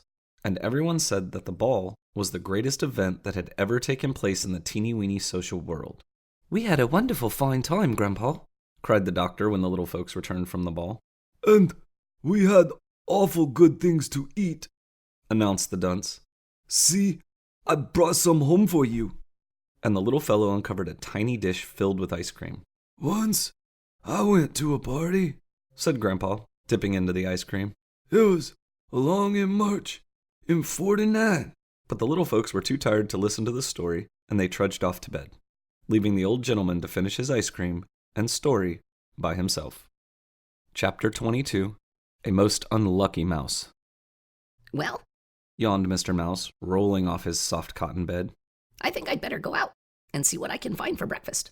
We haven't a bit of cheese or bread in the house. Now, do be careful, dear. Warned Mrs. Mouse. And please don't go near that nasty old trap under the steps. All right, I'll be careful. Laughed her husband, and he hurried down the long hall which connected their home with a large cellar where all sorts of good things could usually be found. But, on this particular morning, Mr. Mouse found food very scarce, and he was forced to climb about in many places in search of breakfast. While walking along the edge of a basket, he chanced to see some crumbs of bread on the steps. Wishing to make a shortcut, he decided to leap onto an empty fruit jar that stood near, and from there onto the steps. He made a mighty leap onto the jar, but before he could balance himself, he slipped and fell in. His cries for help could not be heard, and it was some time before Miss Mouse, who had been alarmed at his absence, found the poor fellow. Oh, dear me. By the great cat's tail, this is most awful. Exclaimed Mrs. Mouse, bursting into tears. Go tell the Teenie Weenies. Shouted her husband. They will come and help me out. Miss Mouse ran over to the shoe house, and climbing up the front steps, she rapped so hard that she scratched half the paint off the tiny door. Between bursts of tears, Miss Mouse told the Teenie Weenies about her husband. The little people promised at once to help. Dear Mrs. Mouse, said the lady of fashion, trying to comfort the tearful mouse. You must calm yourself. You must try to be calm. Well, Great Claus, I'd like to see you be calm with a husband in a fruit jar. And she burst into another fit of crying as she hurried back to her imprisoned husband, followed by the Teenie Weenies. The Teenie Weenies quickly put up a ladder which they had brought with them, and the doctor was soon lowered into the jar, where he found the poor mouse had 2 badly sprained legs. The general ordered the big windlass brought up, and when a derrick had been built on top of the fruit jar, out of 3 strong clothespins, the injured mouse was bundled into the biggest Teenie Weeny tablecloth and pulled out. As it was late, the Teenie Weenies decided to make the poor mouse as comfortable as possible, for it was quite a long way to the mouse's home, and they thought that after a night's rest, he could stand the trip with less pain. The little men made him a soft bed under the cellar stairs, and after he had eaten a Welsh rare bit, which the cook brought to him, he fell into a sound sleep with Miss Mouse sitting watchfully by his side. We'll be over early in the morning and take your husband home, said the general, and the Teenie Weenies started back to the shoe house, for it was fast growing dark. Chapter 23. Miss Mouse Asks a Favor. It was quite late when the Teenie Weenies arrived at the shoe house, and it was almost 9 o'clock when the little people had finished their supper. Well, we'd better all get to bed, said the general, pushing his chair back from the table. For we have got to be out bright and early in the morning and take Mr. Mouse back to his home. Gogo and the Turk helped the cook wash up the supper dishes, and a half an hour later, every single Teenie Weeny was sleeping peacefully in his teeny weeny bed. The Teenie Weenies had been asleep only a short time when they were awakened by a loud squeaking and scratching at the front door. Who dat? Cried Gogo, putting his head out one of the tiny windows. That's me, answered Miss Mouse. Oh, dear me. What's the trouble? asked the general, joining Gogo at the window. Oh, gracious me, wailed Miss Mouse. I'm scared half out of my senses, for I'm afraid that old cat that lives next door might get in the cellar. And to think what would happen to my poor crippled husband just frightens me half out of my wits. We'll not desert you, madam. We'll come over immediately and take your husband home. The Teenie Weenies soon dressed themselves, and Gogo hurried over to the hospital to call the doctor. Hadn't we better take along one of the wagons? asked the general, when the Teenie Weeny physician arrived. A wagon wouldn't do, answered the doctor. We could never take Mr. Mouse home in a wagon. Why, it would jar the poor mouse's injured legs until he couldn't stand the pain. Great grief! How in the name of ripe cherries are we going to move him? It's a very simple matter. We can carry him in a hammock, which we can make out of a sheet or tablecloth. This can be hung on a pole, and we can carry him on our shoulders. I know where. There is a pole. That will be just the thing, shouted the Turk. Come on, Gogo, and we'll get it. The 2 Teenie Weenies hurried away in the darkness, and presently they returned with a long-handled paintbrush. The cook brought out an old tablecloth, and the little men set out for the cellar where the poor mouse lay. It was dark, but the little fellows found their way without trouble, for Teenie Weenies can see almost as well as owls in the dark, and in a short time they arrived safe and sound. The injured mouse was soon put into a tablecloth, and the ends were made fast to the brush handle. 6 of the strongest Teenie Weenies were chosen to carry the mouse, and they gently lifted the brush handle to their shoulders. The Teenie Weenies moved off carefully towards the mouse's home, which lay at the far end of the cellar. The Dunce walked at the side of the hammock and carried the mouse's long tail over his shoulder, in order to keep it from dragging on the floor, for the poor fellow's spirits were mighty low, and his tail would drag. The mouse was carried through a hole in a brick wall, which was the entrance to his home, and laid gently on a bed of soft cotton. The lady of fashion helped Miss Mouse nurse her husband back to health, and the doctor called almost every day, while the cook made all sorts of dainty dishes for the mice. Chapter 24. The Scotchman Goes South. The doctor had been very busy for some time. First, the mouse, who had fallen into the fruit jar, needed a great deal of attention. The mouse lived quite a distance from the hospital, and the doctor called on him once a day for 2 weeks. Then a squirrel fell sick, and the doctor had to call on him for several days. The twins had the mumps, and the Scotchman complained of the rheumatism. The Scotchman's trouble caused the doctor considerable thought. He worried over it for some time, and then decided to take the matter up with the general. Taking his tall hat from its peg behind the office door, he hurried over to the shoe house. "General," he said as he stepped into the Teenie Weeny library and closed the door softly, "I'd like to speak to you for a few minutes." "Go right ahead, Doc," said the general, throwing aside his work. "It's about the Scotchman," said the doctor, dropping into a Teenie Weeny rocking chair. "Scotty was troubled with rheumatism in his legs last winter, and the pain has started again this fall." "It's all on account of his wearing those short kilt skirts and going around in his bare knees," said the general. "Yes, I know it is. I've tried to get him to wear trousers during the winter weather, but he will not do it. So he's got to go south to spend the winter, where there's no cold weather, or he'll be sick." "How in the world will he ever get down south?" "Oh, I fixed that up all right. You know our friends the birds always go south for the winter." "Yes." "Well, I was talking to a bird this morning, and she told me that she was starting south in a few days. I told her about our Scotchman, and she said that she would be glad to take him along. She said that he could ride on her back. She promised to look after him, and said she would bring him north again in the spring." The general thought the plan a good one, and Scotty was told to pack his grip and be ready to go by the end of the week. The Teenie Weenies were greatly excited over the news. The lady of fashion mended all the Scotchman's clothes and made him 3 tiny new shirts for the trip. China washed everything he had that could be washed, starched and ironed his new shirts beautifully, and the others did all they could to make him comfortable and happy. "Oh my," said the dunce when he heard the news. "I wish I had rheumatism too, so I could go along." The Teenie Weenies were up at the first break of day, the morning the Scotchman was to go. At the promised hour, the bird flew up to the shoe house and landed on the lawn. All aboard for Dixie, cried the bird, and the Teenie Weenies all swarmed out with the Scotchman among them. Well, here, Shouted the cook, running out with a big neat package. here's your lunch. I put in all the things you like best. "Jiminy," Muttered the dunce as he hungrily watched the lunch being forced into the Scotchman's already overflowing grip. "I just do wish I was a-goin'." "We'll send your trunk by mail," shouted the cowboy as the Scotchman climbed up on the back of the bird. "All right," cried Scotty. "Thanks and goodbye to everybody." The bird spread her wings and gently rose from the ground. The Teenie Weenies stood shouting goodbyes and waving hands and handkerchiefs, till bird and Scotchman were lost to sight in the blue sky overhead. Chapter 25. Fire, Fire, Fire. "Fire! Fire!" Shouted the excited dunce as he dashed up to the shoe house gasping for breath. "Where? What?" cried the general, popping his head out of the front door. "Over to "Great guns!"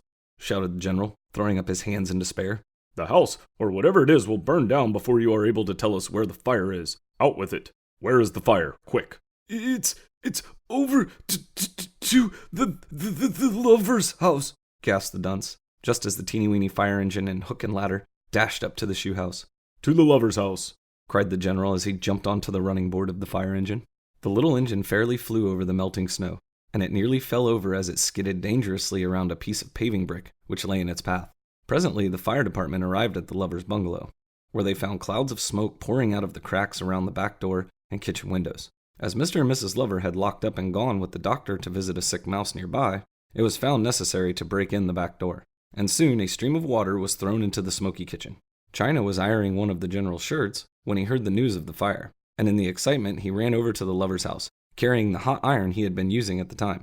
The excited dunce climbed up onto the roof, and if it hadn't been for Gogo, he would have chopped a hole through the roof. "What y'all going to do with that axe?" asked Gogo, as he watched the dunce hurry up the ladder. "Gonna chop a hole in the roof. You've always got to do that. They always chop a hole in the roof when there's a fire." "But there is no fire in the roof. It's down in the kitchen."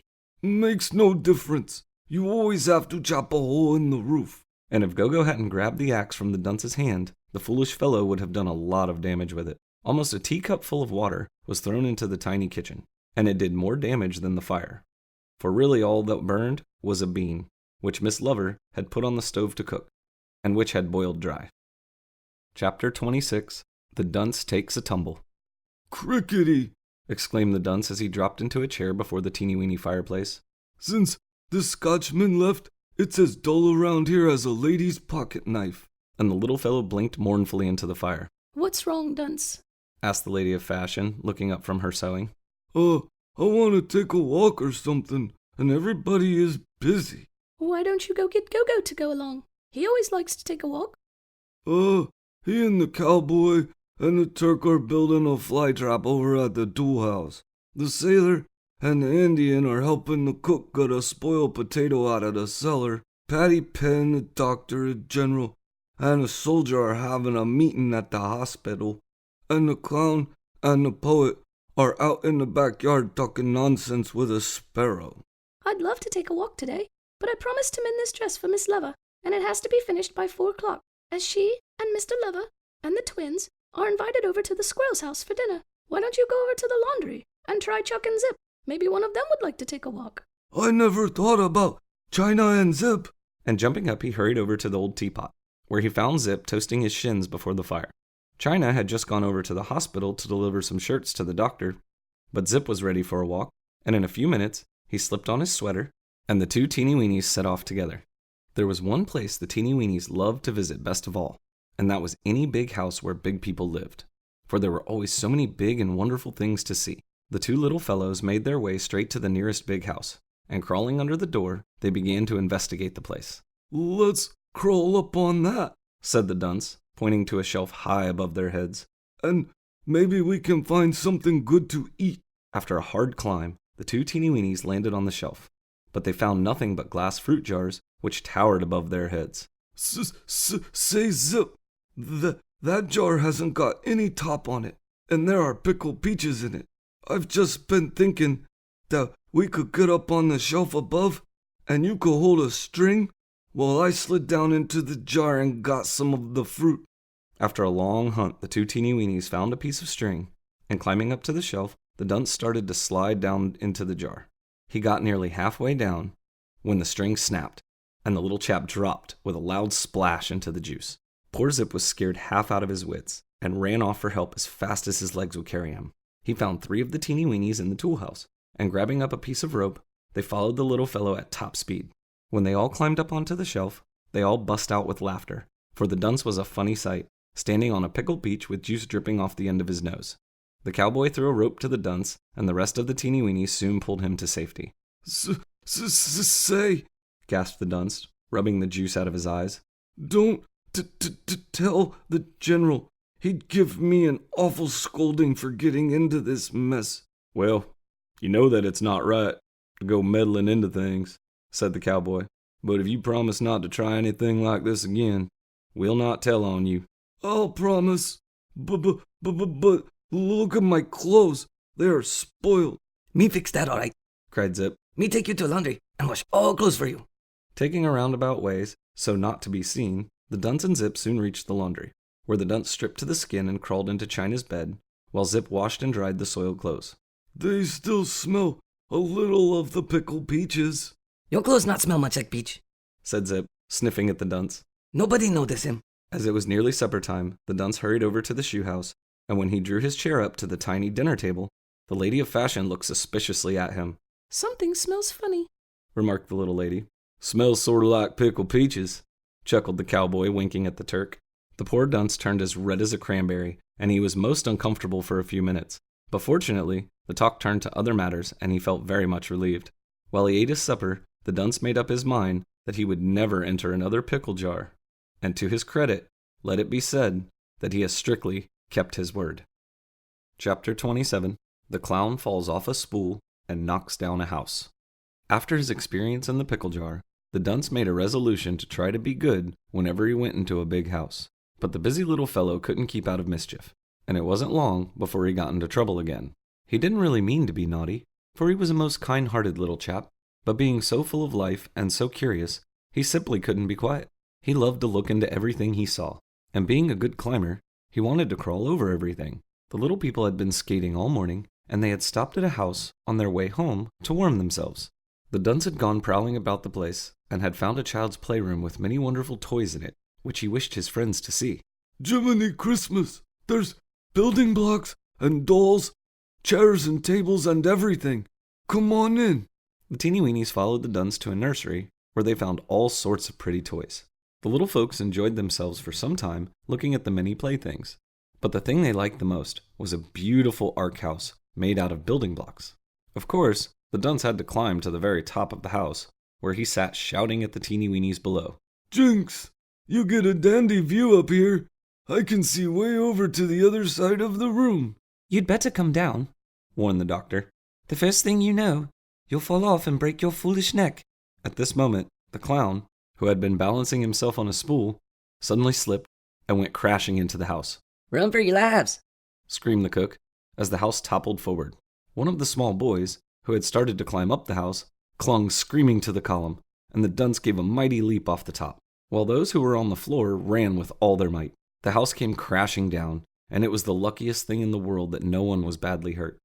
Outside of being badly scared and pretty well shaken up, the small boy and Dunce were none the worse for their fall. "This is a fine pickle," said the general. "Now we'll have to get pulleys and ropes and build this house up again just as we found it." The Teenie Weenies hurried home for the necessary tools, and it took a full 4 hours of hard work to build the house again just as they had found it. The little folks did the work so well that the child who had first built the house never suspected for a moment what had happened to it. That night, Rufus Rhyme wrote a verse about the Dunce's fall. It was called Humpty Dumpty Dance. And here it is, just as the poet set it down.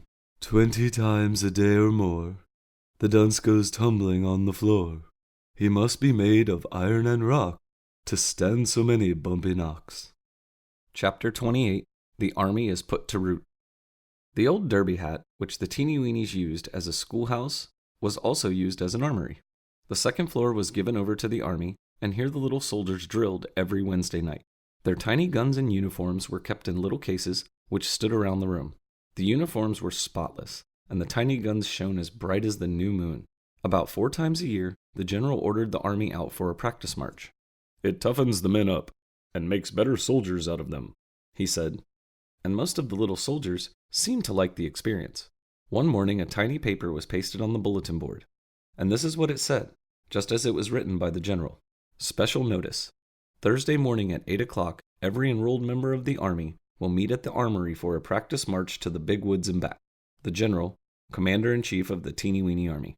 Oh, crickety, growled the Dunce when he had read the notice. It's too cold to go marching around in the snow. "It won't hurt you any," said Patty Penn, who was standing near. "It's good for you. That's what it is. It's good for you." It may be good for me, all right, but it would be much better for me to be sitting in front of the fire in the weather like this. Thursday morning, the little men gathered in the armory promptly at 8 o'clock, and when they had slipped into their uniforms, the general stepped onto a little platform at one side of the room and made a speech. "Men, while we get a great deal of good drilling in the armory once a week, it is quite necessary for us to get outdoors occasionally. We need the long marches to keep the army in good shape, for we never know just when it may be necessary to tackle a hard task, and it is very wise to be prepared." The soldiers formed in line in front of the schoolhouse, and when the command was given, the little army swung off, led by the general, who looked every inch a commander, sitting astride a big gray mouse. As the little army trudged along through the snow, they were suddenly thrown into a panic by the unexpected appearance of a huge rabbit, who popped into view over a snowbank directly in their path. The appearance of the rabbit was so sudden, the little army were frightened half out of their wits, and most of the soldiers turned and ran, in spite of the commands of the old soldier. The mouse, on which the general rode, reared up on his hind feet, and the general was tumbled off into the snow. "Well, well, this is rather unusual," cried the rabbit. "This is the first time I ever saw anybody run away from me. I'm usually the one that runs." The rabbit's voice was so pleasant, the Teenie Weenies felt quite sure he would not harm them, and soon they were gathered all about the big fellow, feeling his soft fur and asking many questions. "Great grief!" exploded the general, picking himself up and brushing the snow off his coat.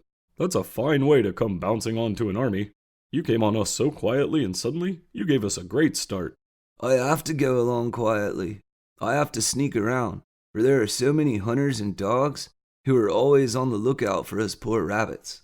This spring, I had 33 sons and daughters, and now I am a widower, with only 17 children. Only last night I had to call in old Doc Woodchuck to take some shot out of my oldest boy's skin. Ah, Mr. Rabbit, cried the poet. your sad story has given me an idea for a verse. While you were talking to my friends, I have been scribbling, and with your kind permission, I'll recite what I have written.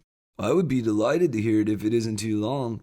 You see, I've got to always be on the jump. Can't stay very long in one place. The verse is very short. In fact, it is no longer than its name. It's called The Tale of a Rabbit. The rabbit's life is full of strife. His days are short and few, for dodging shot becomes his lot, from the cradle to the stew.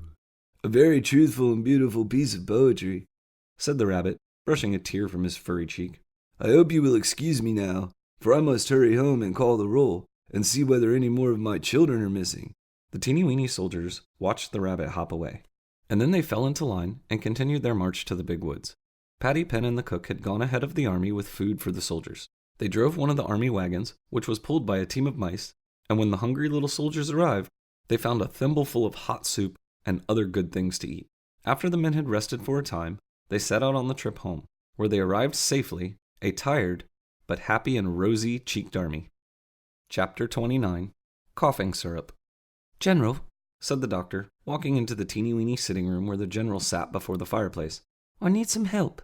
What's the trouble, Doc? Has the Dunce been getting into trouble again? No, that bump he got the other day, when he tumbled off the block house, ought to keep him steady for a while. And the doctor drew up a chair and sat down, while the general threw several matches onto the fire. What I wanted to tell you was, several of the children have a bad cough, and... I knew it! I knew it! Cried the old soldier. I knew they'd get their feet wet.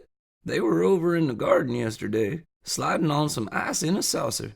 And I told them that ice was dreadfully thin, and it would break, and they'd slip in and get wet and catch their death of cold. You're right.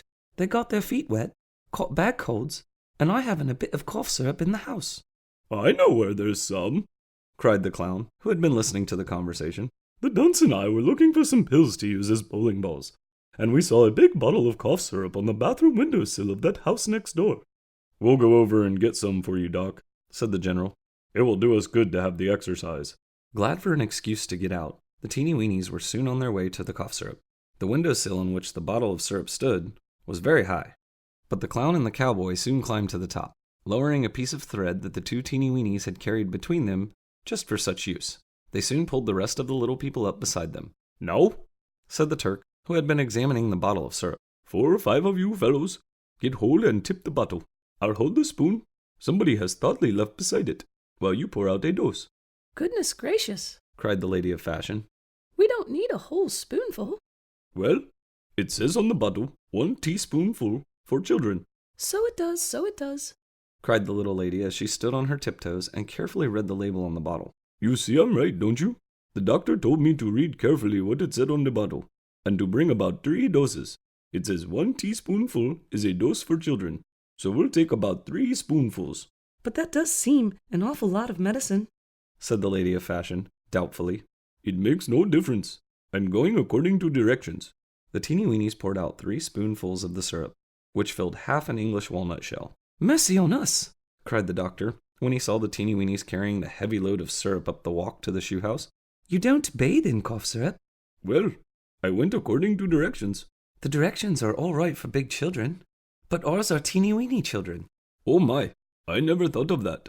Well, we can put it away and keep it, said the doctor, for it's likely we'll need it again before the winter is over.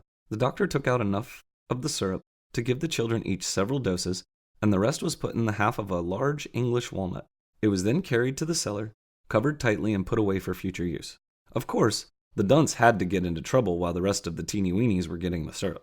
He climbed to the top of a talcum powder box, which stood on the windowsill, and when he tried to pull China up, the foolish fellow slipped and tumbled off. He nearly fell on top of Zip, but that little chap managed to get safely out of the way. The dunce was badly shaken up by the fall, and he almost knocked out one of his teeny weeny teeth. That's the last time I'll ever try climbing onto a talcum powder box, he said, as he felt the tooth which had been bumped. They're so awful slippery. Chapter 30. The clown has a narrow escape, Well, we were going to have a change in the weather. announced Grandpa as he peered out the tiny sitting room window at the sky. What makes you think so? Asked the Turk, who was playing checkers with the cook. That toe of mine is hurting, and that's a sure sign there's going to be a change. And with this prophecy, Grandpa shuffled upstairs to bed. Grandpa was quite right about the change in the weather, for it grew cold in the night, and the lady of fashion, who had to get up about midnight to give several of the children their cough syrup, noticed that the snow was falling. In the morning, the ground was covered with almost an inch of soft white snow, and the little people shivered as they slipped on their tiny clothes. After breakfast, several of the teeny weenies went out to play in the snow, but most of the little people were content to sit by the warm fire. This snowstorm reminds me of an experience of mine in '49, said Grandpa, who pulled his chair so near the fire he almost scorched his shins. I was cutting up an old ruler for firewood one afternoon when, Help! Help! Screamed a voice from the outside. What's that? Cried the general, jumping to his feet. Suddenly the front door burst open, and a frightened teeny-weeny boy sprang into the room. Quick, help! Panted the small boy. The clown has broken through the ice, and he can't get out. Quick, help! Land sakes, where's the clown? He's over in the chicken yard, in a pan of water. Gasped the small boy. With all speed the teeny-weenies made their way to the chicken yard. As they hurried up to the pan, they could hear the clown faintly crying for help. The Turk and the cook boosted the sailor up to the top of the pan, where he caught on, and pulled himself over the edge. The poor clown's head was only just out of the water, and he was holding fast to the edge of the ice. "Throw me a board or a match, or something strong," shouted the sailor to the others, waiting below. At once the little people began to dig about in the snow for the desired board. Oh dear, Cried the Dunce. if we only had a straw. I've always heard that a drowning man catches at a straw. Here, Shouted the old soldier. here's a burnt match, but it's frozen to the ground. The Turk grabbed the match, and with a mighty heave, he pulled it free and threw it up to the waiting sailor. The sailor carefully pushed the match out across the hole, and with its help, he soon pulled the half-frozen clown from the water. The poor fellow was carried quickly to the shoe house, where he was given a hot bath, wrapped in a warm comforter, and set before the fireplace. The cook made cocoa for the clown, and brought it to him steaming hot. Jiminy fish hooks. Stuttered the Dunce, as he watched the clown sip the delicious cocoa. I wish I could have fallen into the ice so I could have some of that delicious cocoa. You don't need to fall into the pan to get some. Laughed the kind-hearted cook, I'll bring you some. and in a few seconds he handed the Dunce a steaming cup. Crickety, but this is good. Cried the Dunce as he sat down beside the clown. Jiminy, I'm glad you fell into that pan. So am I, Answered the clown as he drained his cup. Now, I want you to tell me how this happened. Said the general when the clown had finished his cocoa. Why, a couple of us were skating, and all at once, the ice cracked, and I fell in. Now, I don't want to hear of any more skating in pans. Said the general, shaking his finger at the open-mouthed teeny-weenies standing about. Several of them answered, "Yes, sir." That is, unless there are shallow pie pans, out of which you could wade, remember. And the little people promised that they would. Chapter 31, A Squirrel to the Rescue. The weather continued cold for several days, and the teeny-weenies enjoyed almost a solid week of skating. An old dripping pan, which stood under a water spout at the corner of the big house nearby, made a wonderful place to try out their tiny skates.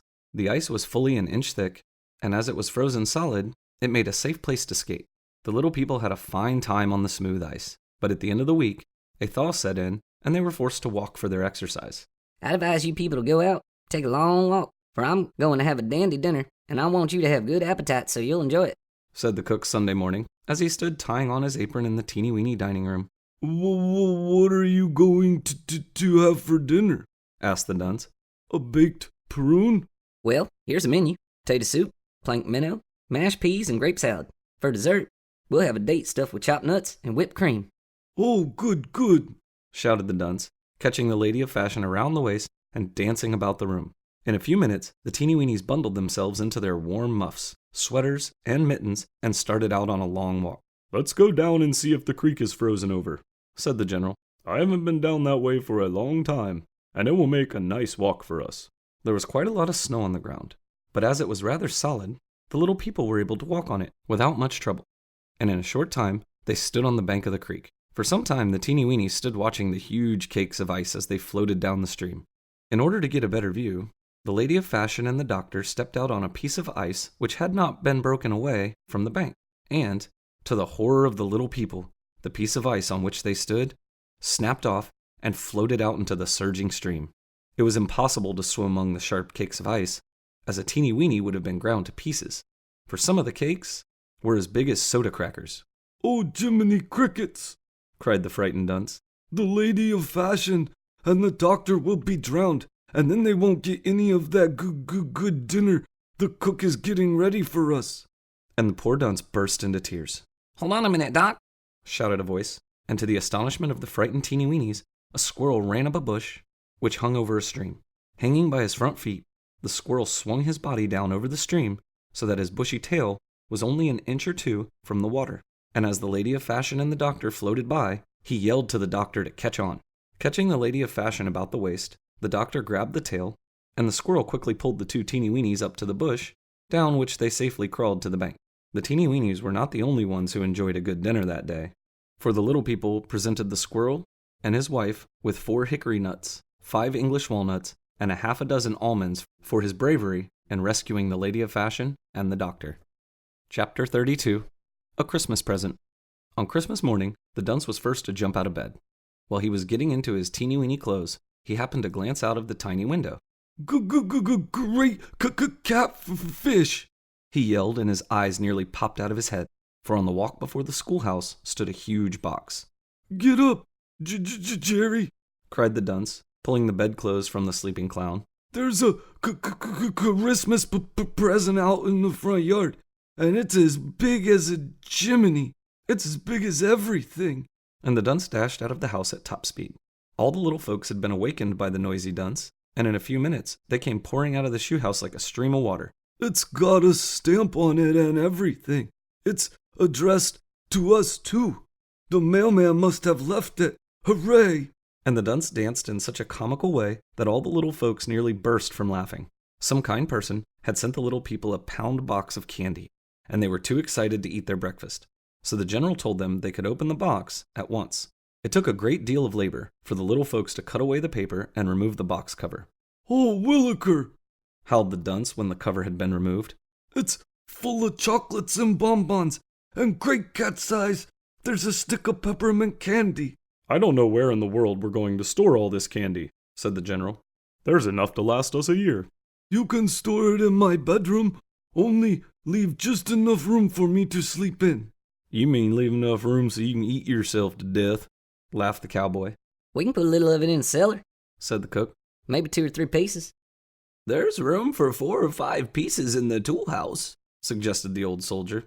"and I think we can put the rest in the upper floor of the schoolhouse." It was decided to store as much as possible in the schoolhouse, and the little men began carrying the candy in as fast as they could.